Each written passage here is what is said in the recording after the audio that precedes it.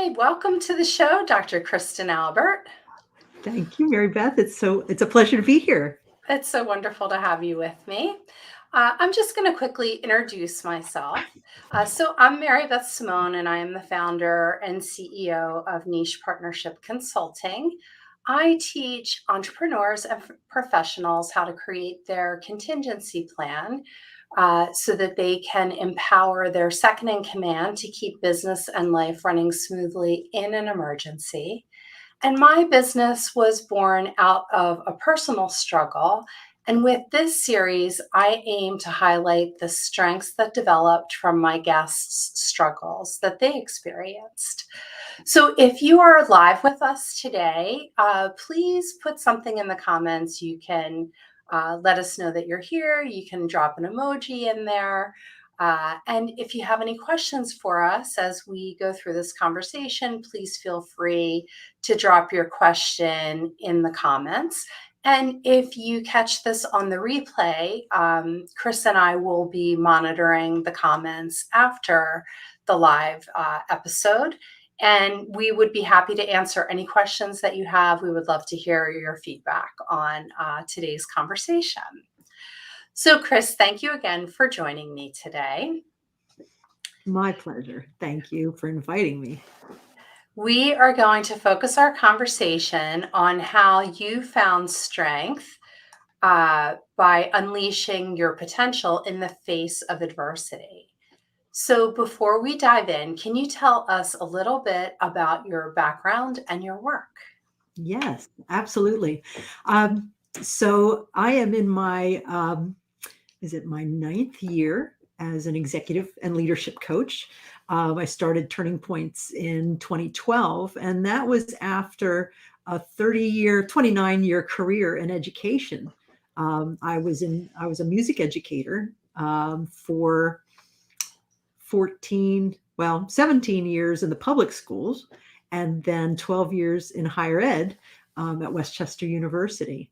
And then from there, left Westchester and started Turning Points. Initially started it as educational consulting and instructional coaching, and then realized that the leadership principles that I was learning through being coached were things that my educators that I was working with could benefit from. And so I sought the credential for coaching, and it has morphed into leadership coaching at this point.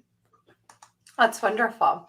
And you and I met when you were the president of the American Businesswomen's Association.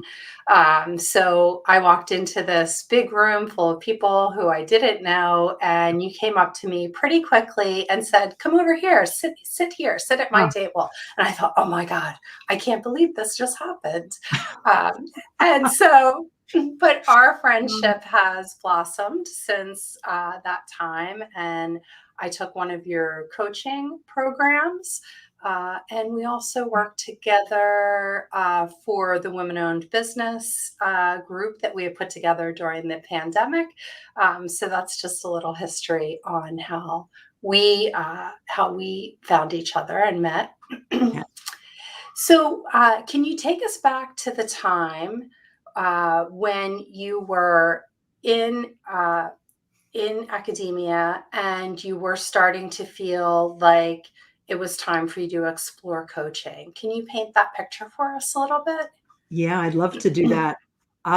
Because, as I said, I was at Westchester for 12 years before I started Turning Points. And what I found for me as a kind of a restless creative, I found that in my experience in the academic world, there was this expectation in my experience of fitting into a box, an expectation of here's what you do. And as long as you stay in the lines, that's where you're meant to be. And that started to become prohibitive for me. I was teaching leadership, and as an educator in academia, not all academics are trained as teachers. So I was trained as a teacher, and so there's this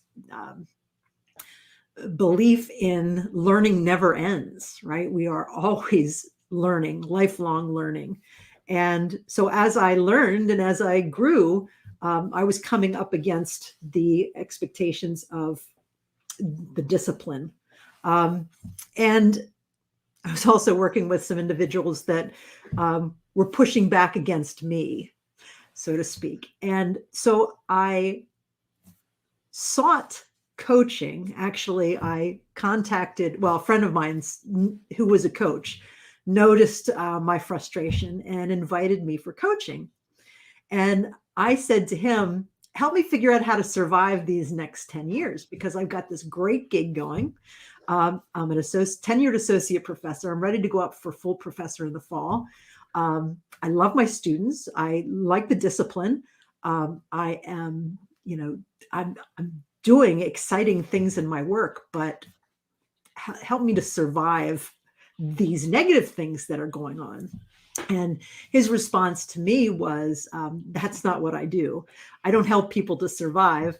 I help people to thrive. So if you would like to come and have conversations beyond survival, come on in. And so I actually worked with him for 10 years. But in the first year of working with him, in my first year of working with him, I had determined that I was keeping myself in this box, that I was creating my own limits based on perceptions that I had around what was expected. And so I was saying, yeah, help me survive this. I need to stay in this. And what else would I do? And so within a year, I was putting in my letter of resignation, and I was starting turning points. Wasn't the first time that I had decided to take a risk of that sort. But every time I took that kind of risk, I said to myself, what's the worst that could happen? Or what would failure look like? And I realized that for me, I don't use the word failure because it's not, sure. I mean, we all fail. We try something and it doesn't work. Okay, you could call that a failure, but I will always learn and figure it out. And so I knew, what would failure look like? Well, I'm not going to fail. I'm going to figure it out. And it might not look like I anticipated that it would look like when I started, which has become the truth. I started in educational consulting and instructional coaching and educational consulting. And that wasn't a failure. That was a stepping stone, right? So that was the struggle, right? The struggle at Westchester to the strength and just being willing to step into that evolution, knowing that it was going to go somewhere and to trust in my own capabilities. Yeah, that's fantastic. And when you were saying about how in the field of education um, that the mindset is to have an environment of continuous learning, that is a perfect environment for you to bring into entrepreneurship because Yes, I feel like we just learn continuously. Things absolutely. change all the time. All the time.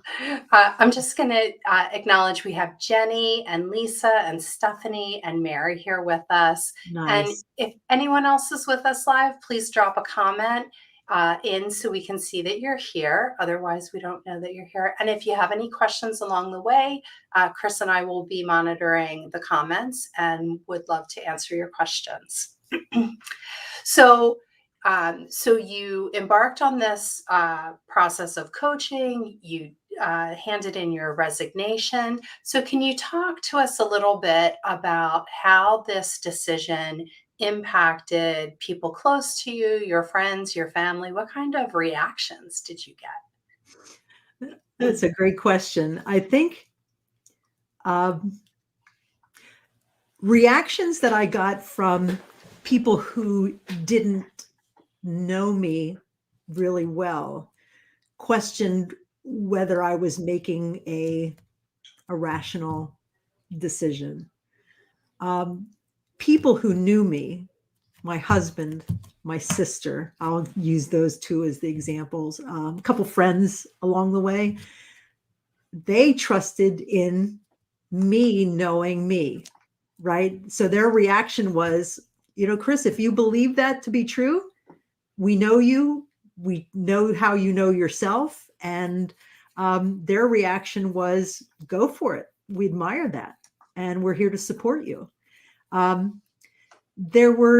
know there must have been folks that thought that I was nuts, leaving a permanent tenured job at this salary to start something from scratch, because the reality is, you're getting a paycheck every 2 weeks, and now you're going to no paycheck, right? You're going from this to that, and how are you going to do that? And I think a lot of my clients who think about making change, they often will say, well, I could never do that because I couldn't afford to do that. I couldn't afford to do it either. But there were decisions that I made.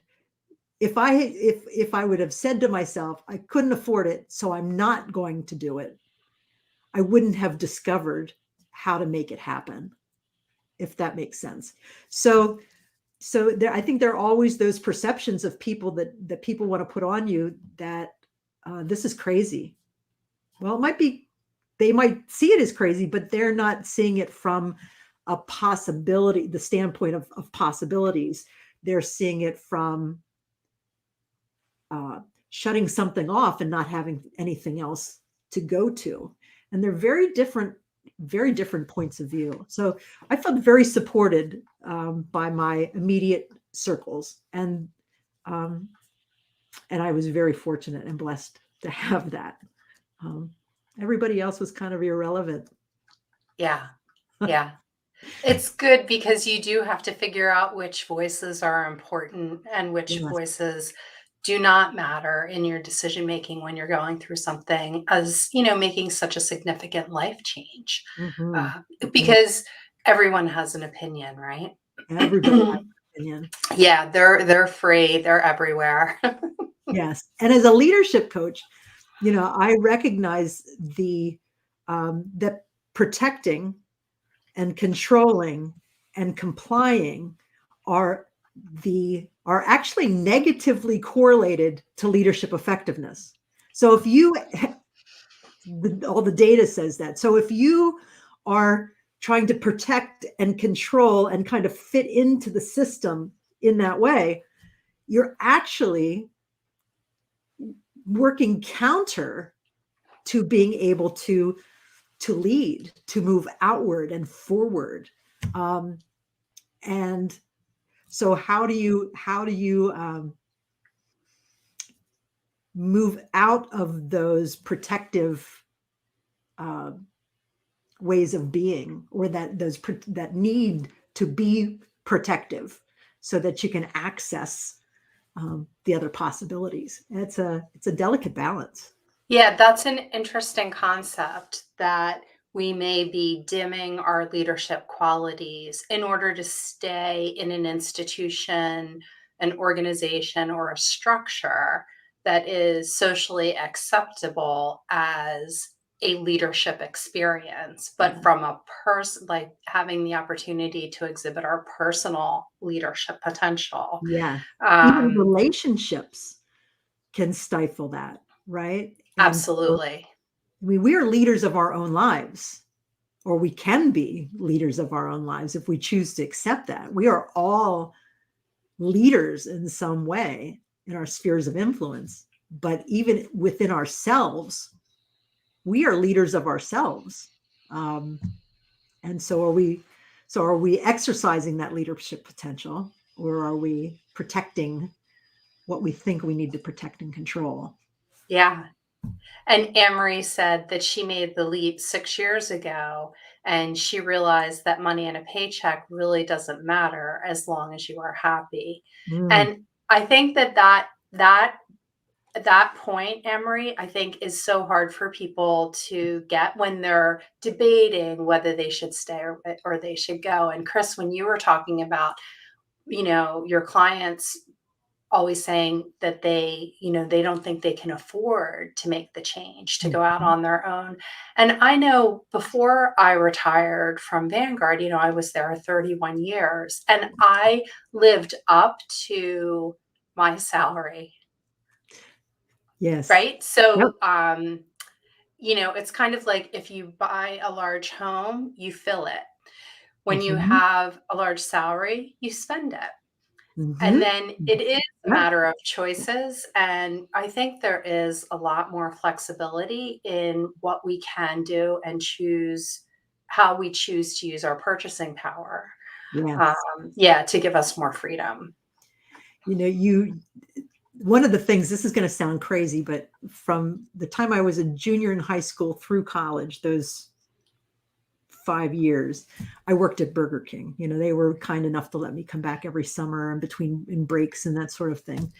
And with every change that I made that was a risk, I would say, if this doesn't work out, I could be a heck of a good Burger King manager because I knew I could make money.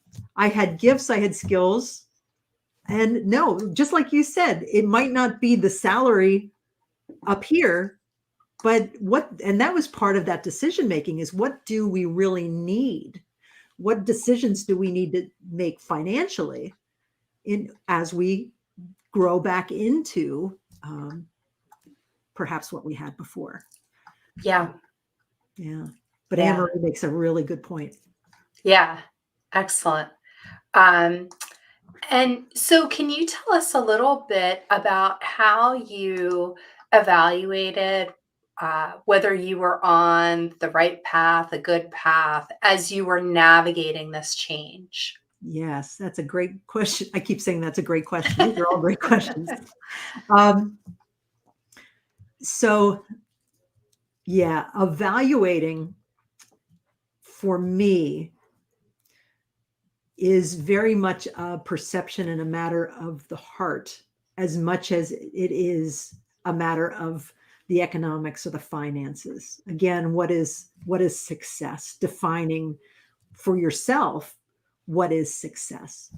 Um, how I knew that I was on the right track. For me, it's been a very spiritual journey where um, I could see how every decision I made along the way and along the path seemed to be um, hmm, the right next step.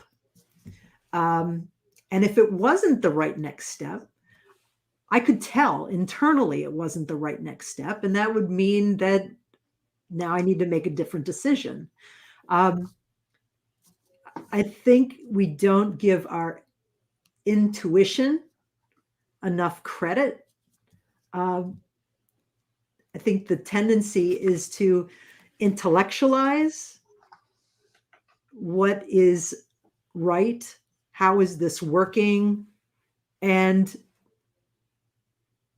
it's as silly as this might sound. It's like when you're outdoors on a summer day, are you too hot? Are what do you need? Do you how do you feel? Right? And I even ask myself that question through the course of a week when I look at my schedule. I could intellectually say, oh, I should be doing this and should be doing that. But oftentimes I pause and I see what's ahead of me. And then I ask, well, how do you want to feel? Right. And that helps me to choose what is right for me next and how to decide what to do after that. I think oftentimes we try to lead from a place of what we believe. It's almost like we've got this little judge on our shoulder that tells us what we should be doing, and you should really be do that. And if you do that, and if I don't work, if I'm not on myself, I'm going to stop working, or I'm going to be lazy, or I'm going to. Um, I try to shut the judge up and realize that I have wisdom in me that I can tap into. Um, And so how could I tell that it was the right thing? I could tell that it was the right thing. Yeah, If it wasn't, I would feel pain.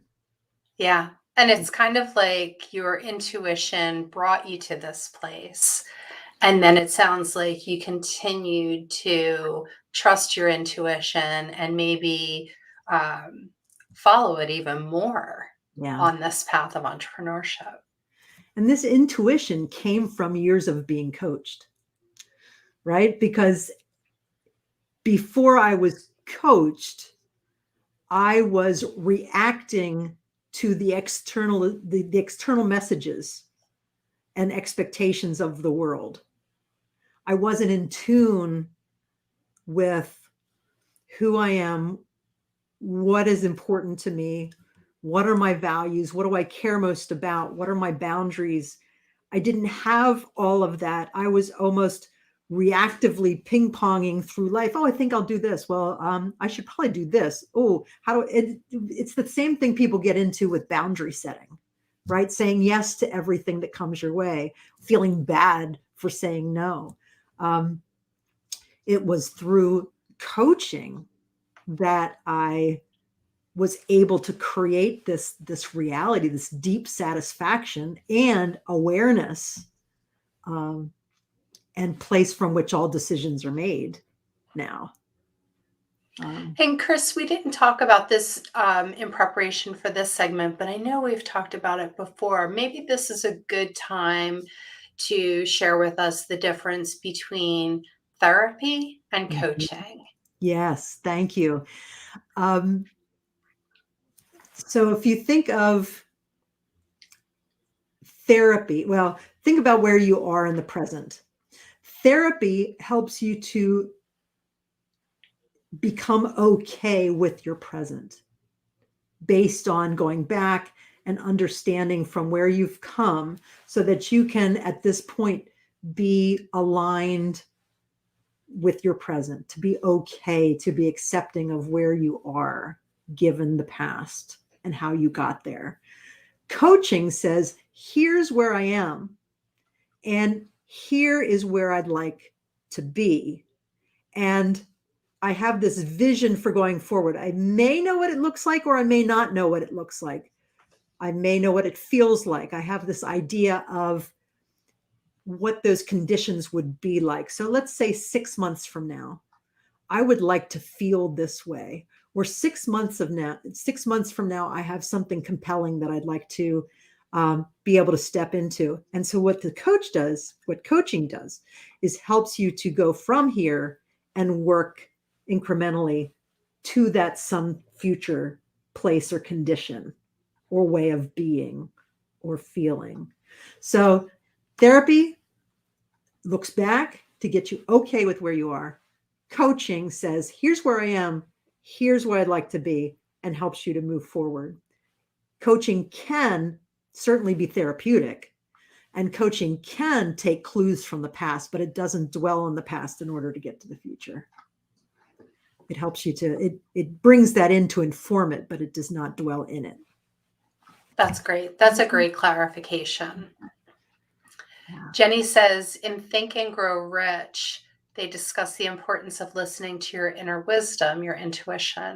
But I agree, sometimes you need a good coach to help you self reflect, especially if you are ready and open to start a new path. And Jenny and I were in Kris's coaching cohort. And we were accountability partners. Yeah. Oh, yes, that's great. That is great. Hi, Jenny. Glad to have you here. And I think you talked to us a little bit about this already, but can you just share a little more about what your support system was like? You know, you were talking about having the judge on your shoulder and Mm. like whether to listen to the judge or not. And I think that when, on the path of entrepreneurship, there can be a lot of negative self talk. So, Yeah. what did your support system look like? So, one of the big pieces of support, and I said I had been coached for 10 years, 11 years. That big network of support included my coach. I think that was that was the most impactful relationship in terms of being able to take things and put them out in front of you and be able to examine them almost like almost picture being at a dog park. Okay. And if you're the dog, you've got the bone in your mouth but if you are the observer of the dog, that's what coaching allows you to do, to become the observer of the dog so that you can make those observations and make new decisions. And so that coach for me was the single most important network of support in that. And then how I used that, that actually gave me a language that I could share with my husband. And it actually helped my husband and I, our relationship, to become stronger, because we then took that language that I was learning in coaching and I was sharing that with him.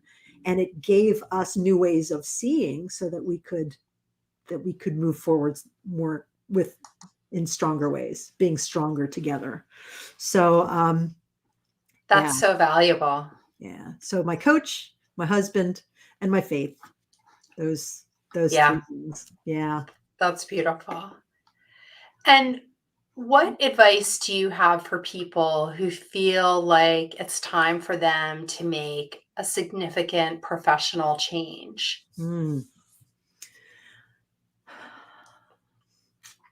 My advice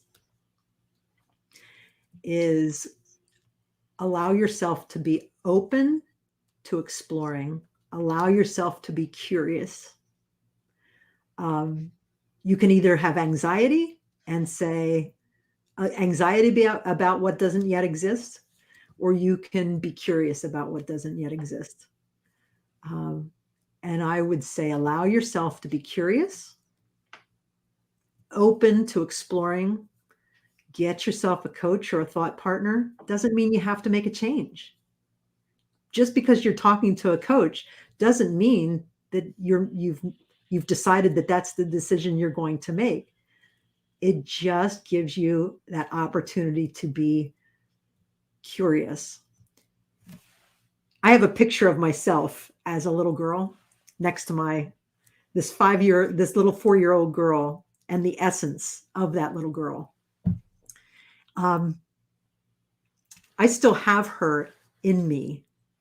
And I think allowing myself to have that joy de vivre, is that how you pronounce it, right?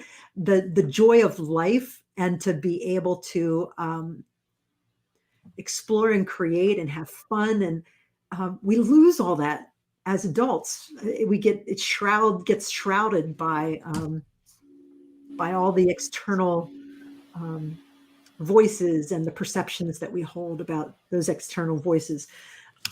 Find somebody who can help you tap into that beautiful human being who you are, so that you can explore from there. Even that alone, even if you make no decisions to make any change, even that alone is going to make your life more satisfying and joyful. Yeah. It's a worthwhile process. It absolutely is. But I would say, rather than saying, because I said something positively, I would say don't stop yourself. Don't listen to the voices that say, well, you shouldn't do that, or you could never do that, or who do you think you are to be able to do that, or what do you think you know, or all those external voices, or I don't have enough education to do that, or I would need a credential to do that, right? That may be true, but it also might not be true. Yeah. I hope that no one is looking and saying, because you are a PhD, that, of course you could do it, I couldn't. So I agree with you. Don't let that stand. I'm not a PhD, and I have my own business. I don't even have an MBA. And so you can do it. Absolutely. Yeah. And actually, true PhDs, I'm an EDD. EDD. Yeah. Okay. Mm-hmm. People who are PhDs look at my EDD and go, oh, she's just an EDD. Yeah. Okay. I mean, it's just perceptions, right? Yeah. It's perceptions. Yeah. Yeah. No, you don't need, no, you don't need that to be able to do, just explore. The possibilities are only limited by, well, you can't do everything, but Right. you can do much more than you think you know you can, than you Yes. think you can. I would second that. Yeah. So, Kris, this was a wonderful conversation. What is the best way for people to connect with you if they'd like to talk to you about coaching or learn more about your programs that you offer? Yeah, absolutely. I would say probably the best way to connect is through LinkedIn. And I think it's under Dr. Kristen Albert, I think Hmm. is how it's set up on LinkedIn. Also, my website, liveworksatisfied.com. There's a contact me link there. I also have a leadership community that is a community of practice for people who care about leadership, to talk and collaborate on all things leadership. It's social media, but it's not like Facebook because it's curated to be private and specific to leadership and in these positive ways. So you're going to find a nurturing space for conversation, leadership, self-care and boundary setting, and justice, equity, diversity, and inclusion. Those are the three main areas of focus in that community. So if you reach out to me, I can give you an invitation to that as well. Okay, that's excellent. And so I will add your link to your website in the comments so anyone who wishes to reach out to Kristen can easily contact her. I Well, would thank love. you so much for your time today. And I look forward to seeing you. I will see you soon. Yes, I will see you soon. And thank you. This has just been so much fun. I so appreciate, well, I'm a Mary Beth fan. I love you whole bunches. So thank you so much for including me in this and allowing me to have this time with everyone. And for those who are on today, thanks for coming. Yeah, so valuable. Thank you so much, Kris. Appreciate it.